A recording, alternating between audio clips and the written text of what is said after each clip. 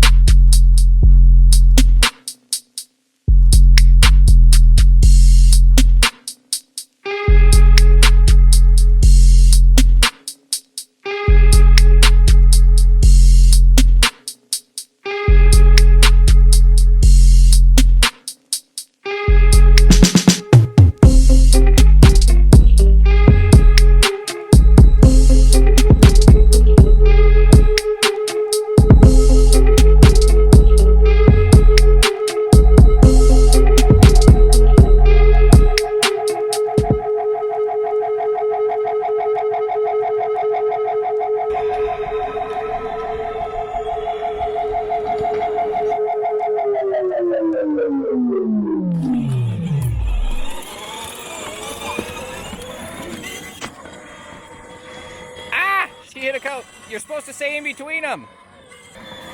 Hey, you're not supposed to hit the cones. You gotta stay.